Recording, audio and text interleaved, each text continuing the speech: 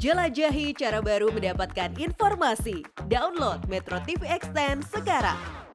3 tahun sudah Harun Masiku buron dalam kasus PAW anggota DPR. Simpang siur keberadaan Masiku memunculkan pertanyaan publik, apa yang membuat KPK begitu sulit menangkap mantan politisi PDIP ini? Kita langsung membahasnya bersama Koordinator Masyarakat Anti Korupsi Indonesia atau MAKI, Boyamin Saiman. Mas Boyamin, selamat siang. Selamat siang, Assalamualaikum warahmatullahi wabarakatuh, Metro TV. Waalaikumsalam warahmatullahi wabarakatuh. Mas Boyamin, hingga saat ini belum tertangkap ya, masih buron kelas kakap. Menurut Anda apa yang membuat KPK begitu sulit menangkap Harun Masiku? Karena pertanyaan publik serius tidak sih sebenarnya? Bagaimana menurut Anda? Tidak mampu memang KPK untuk menangkap Harun Masiku. Tidak mampunya bukan karena Harun Masiku licin atau ada hambatan atau apa. Tapi tidak mampunya karena tidak mau, itu loh Iqbal. Jadi ini kita buatkan rumus lah bahwa KPK itu tidak mampu menangkap Harun Masiku karena hanya satu alasannya, karena tidak mau. Itu aja. Jadi kalau sudah begitu mau apa gitu? Karena selalu dibuat gimmick tiap 6 bulan sekali, 1 tahun sekali. Seperti dulu langsung ngomong bahwa Harun Masiku di luar negeri. Ternyata ada CCTV yang menjadikan dia betul dulu ke luar negeri, tapi ketika diumumkan di luar negeri ternyata dia sudah di dalam negeri, ada CCTV yang waktu itu juga dimuat majalah Tempo dan videonya juga tersebar luas. Gitu. Nah, baru kelabakan, oh ya memang pernah masuk. Gitu. Nah, habis itu ngomong bahwa di Indonesia diburu-buru nggak ada alasannya begini begitu gitu. Nah, kemudian ya yang bersangkutan diduga memang keluar lewat jalur-jalur yang tidak pakai imigrasi ke Malaysia.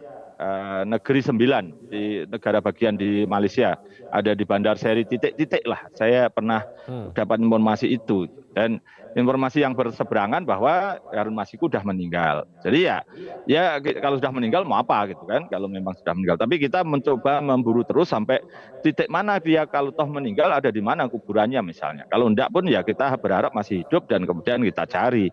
Nah, sebenarnya sudah lama bahwa informasi ada di Negeri 9 ini, tapi kemudian waktu itu zaman COVID dan Malaysia betul-betul PKPP gitu sangat saklek untuk karantina, ya tidak bisa untuk dilacak ke sana. Kemudian, nah setelah karantina selesai, tapi juga tidak ada upaya ke sana setahu saya, gitu aja. Oke, sejauh ini simpang siur dan Anda menilai ini tidak mampu karena tidak mau. Yang tidak mau itu siapa sih Mas? Apakah secara kelembagaan atau ada oknum tertentu di KPK yang tidak mau menangkap Harun Masiku?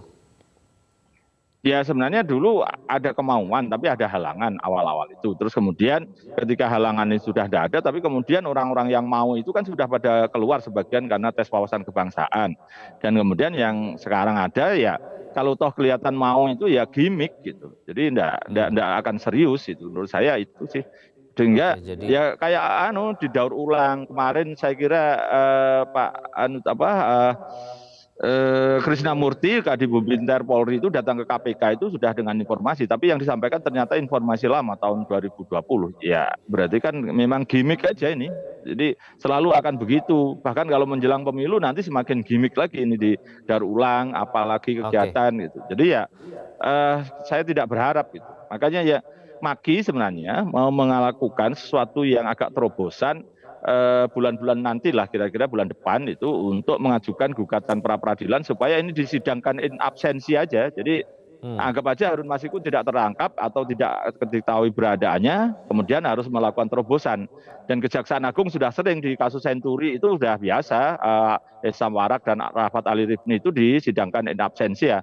Tapi untuk KPK itu belum pernah sekalipun. Ya udah kita dorong, kita paksa dengan gugatan pra peradilan untuk menyidangkan tanpa kehadiran yang bersangkutan. Jadi kalau nanti ketangkep langsung tinggal untuk melaksanakan eksekusi, dan saksi-saksi yang berkaitan dengan Harun Masiku tinggal dibuka lagi sehingga ketahuan sebenarnya apa sih yang menjadikan Harun Masiku ini kok menjadi manusia istimewa kan? Biar ketahuan lah dengan persidangan itu, Iqbal. Mas Boyamin, ini tim khusus ini sudah ada sejak 2020, sudah 3 tahun ada tim pemburu Harun Masiku.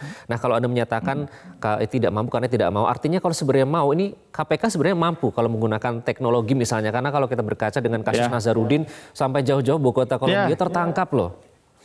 Ya, ya.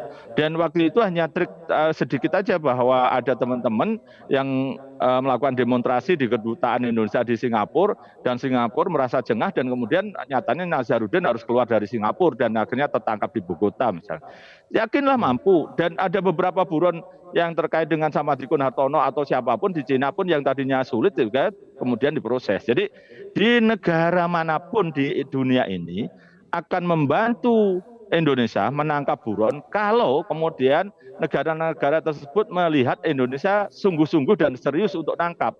Tapi sebagian besar memang kalau kemudian tidak serius hanya gimmick, mereka tidak mau bantu gitu. Saya punya pengalaman itu beberapa kali waktu BLBI di Australia itu juga begitu. Pertanyaan sederhana mereka mau menangkap, mau bantu, tapi benar nggak mau diseriusin. Nanti jangan-jangan hanya dibuat mainan. Nah, kalau kemudian sekarang misalnya ada di luar negeri dan kemudian negara-negara sahabat pun tidak mau membantu untuk menangkap Harun Masiku, ya karena di Indonesia sebenarnya tidak ada keseriusan. Jadi ya itulah kuncinya. Selain tidak mampu karena tidak mau, tapi juga berbuntut bahwa ketidakmampuan tadi itu karena tidak mau itu tidak serius, maka negara-negara luar pun juga tidak akan membantu.